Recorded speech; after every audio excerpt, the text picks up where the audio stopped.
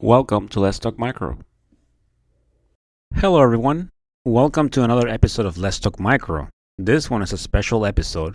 I am recording from ASM Microbe 2023 in Houston in a small studio that they have let me use. So, right now it's Saturday as I'm recording this. So, I have enjoyed it greatly. I've been posting a little, but it is a lot of places to go to. You have the vendors, you have the posters, you have the sessions, very interesting sessions. So your day goes by pretty fast. But it's been great, seeing some people. Some have recognized me from the podcast, and overall connecting. Overall, I have met some guests in person, or people that we follow each other on Twitter. We have met here, so it has definitely been great. So by the time you hear this episode, I'm also on Sunday here at Microbe 2023. I'm gonna be doing an episode sitting out there by the registration area and just giving people a chance to come in and just say what they have liked so far. And I'm going to be giving out some stickers. So overall, if you want to stop by and say hi and what you have liked of Micro 2023, that'll be great. I am expecting some guests to pop in and also talk. But by the time you hear this, both of these events, the one that I'm recording now and the one tomorrow, both have passed. So right now I'm just going to focus a little on some of the sessions that I have liked and shout out to some posters. So I hope you like this. So let's start with Friday. So one of the first things that I attended was a rapid fire. So these are sessions and they're typically poster presenters. So they present what what their poster is about, some research that they have done and an abstract. And then they just present it in about 5 minutes. They present what they're working on, what they worked on, and then they take questions. So that rapid fire was very interesting. So one of the articles that I like was about Shewanella species found in seawater and oysters from the Chesapeake and Maryland coastal bays. And that was by Tahira Johnson from the University of Maryland Eastern Shore. So this was very interesting because as I was, as a clinical microbiologist, I do see Shewanella sometimes. And you typically, you see it in immunocompromised patients, and you can see it in very mixed cultures. So you typically have 3 or 4 enterobacteriales, maybe an enterococcus, and then you have that Shewanella. So definitely, it has an awful smell. You shouldn't be smelling plates, though. But it was very interesting. They did this study on oysters, and they ended up finding that there was Shewanella species. So definitely, if you want to check it out, go ahead and download the ASM app, and you should have access to these posters. So I think you have to sign in, but you should be able to see the event. And my apologies if you are unable to. And then I liked there was a networking in microbial sciences, and this was about the importance of networking and advancing your research and career.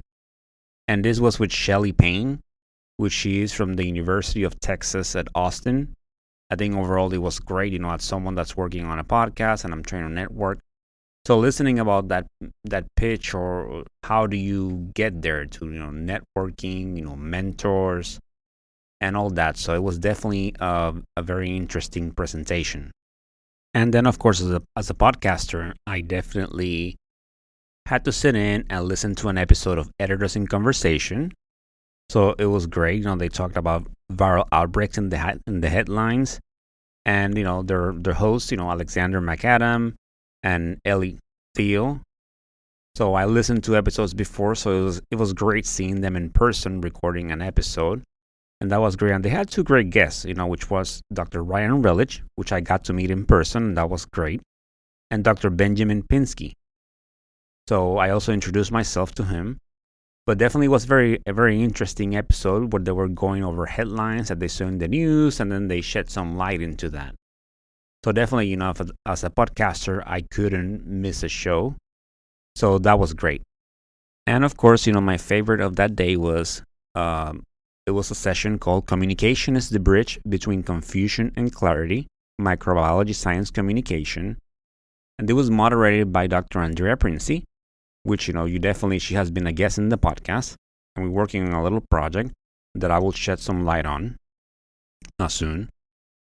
But overall, they had some great guests. They had Erin Garcia de Jesus. She's a journalist.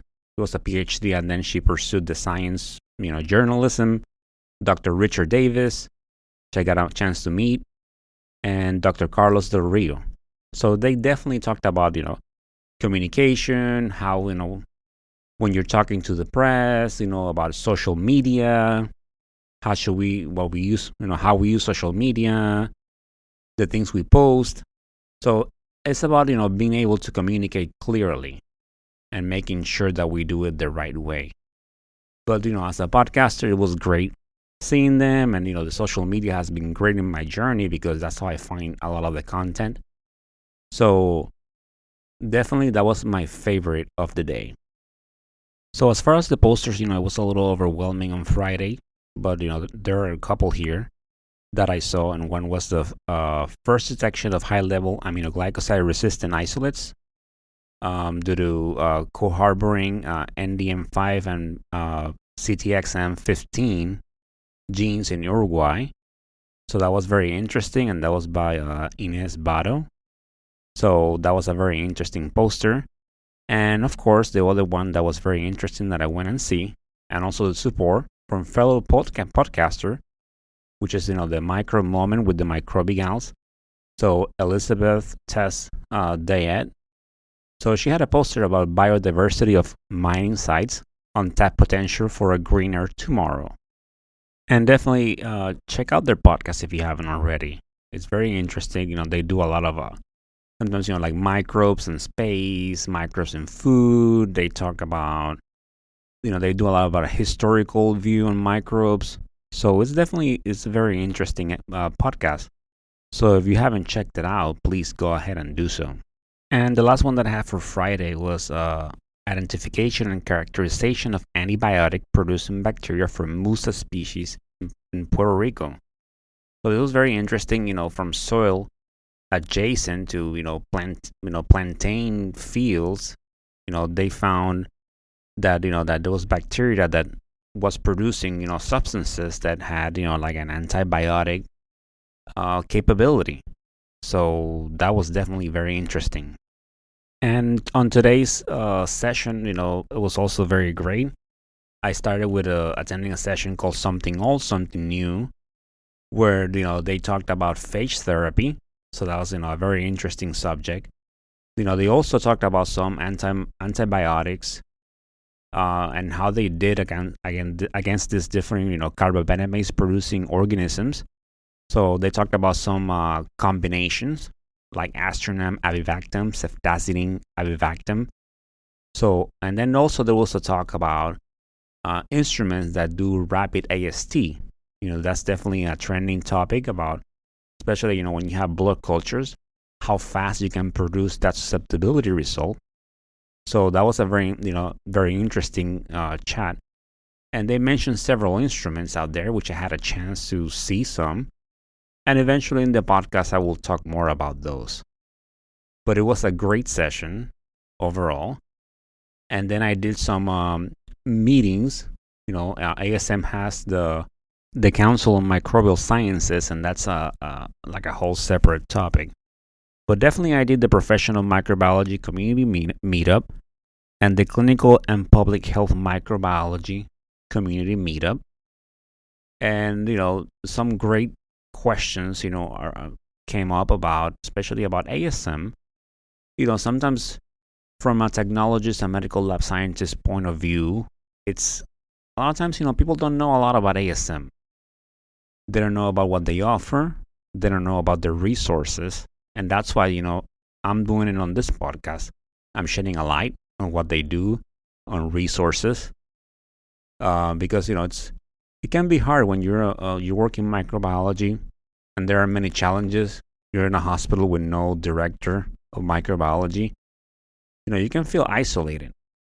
So definitely, a lot of topics were mentioned, and they have, I'm opening the forum for them to come on this podcast and share information.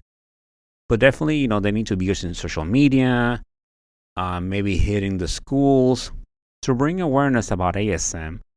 and as far as what can they do for microbiologists. So definitely a lot of information to be shared. But it was great. It was great doing that, and it was also great that I had the chance to.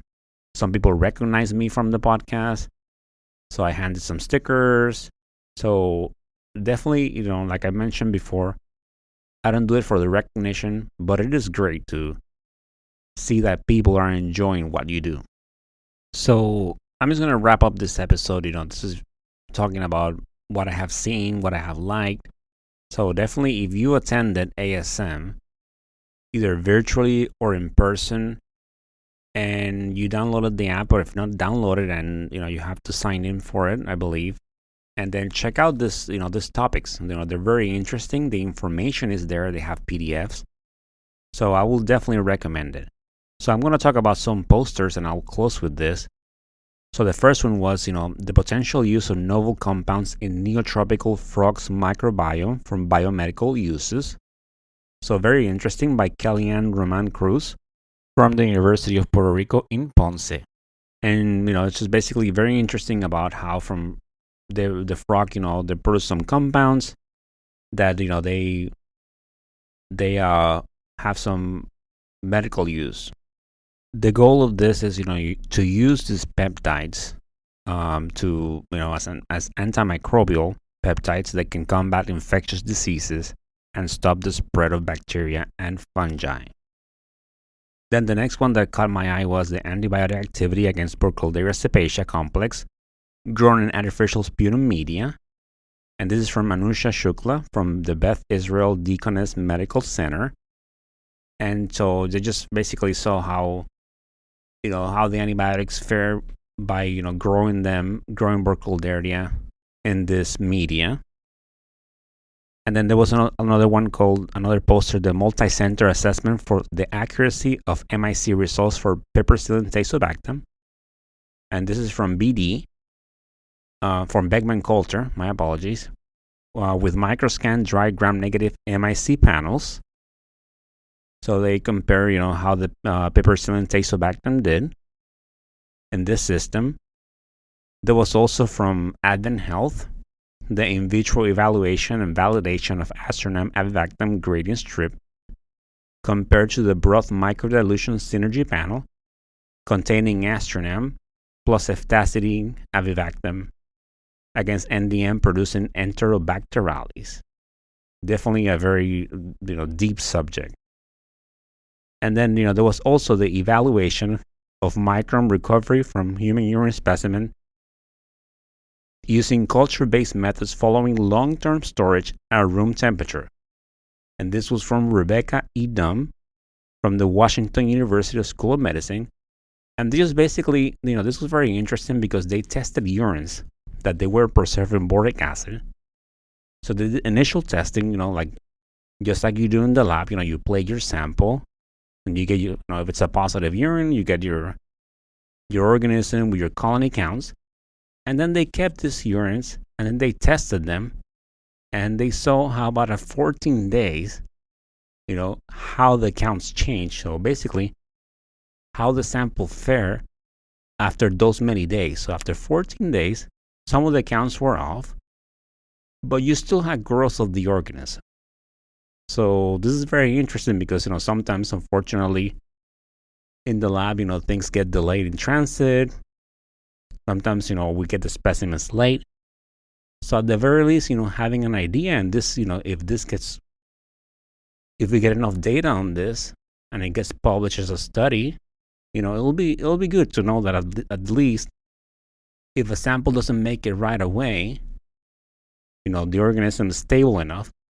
So if the patient actually, has an organism causing an infection, an UTI, that it is stable enough that, 2, 3, 4 days, you can still plate it and recover that organism. So that was fascinating.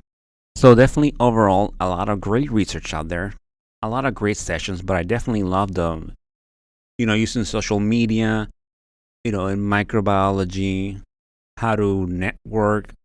There's definitely a lot of wonderful people out there, and I can attest to this as in my journey as a podcaster.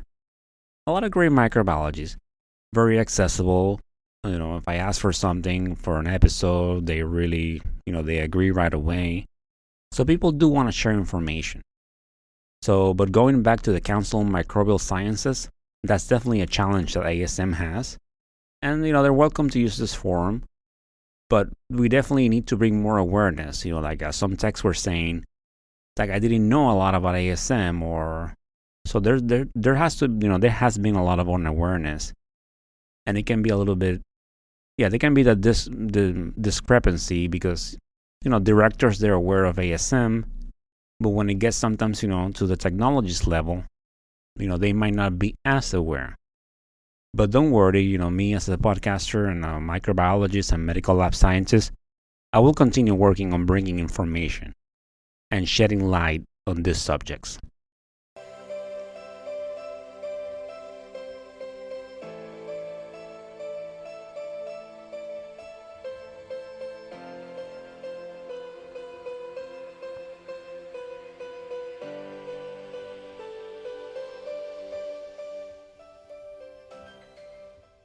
And that, my dear audience, it's the end of this episode, live from Microbe 2023.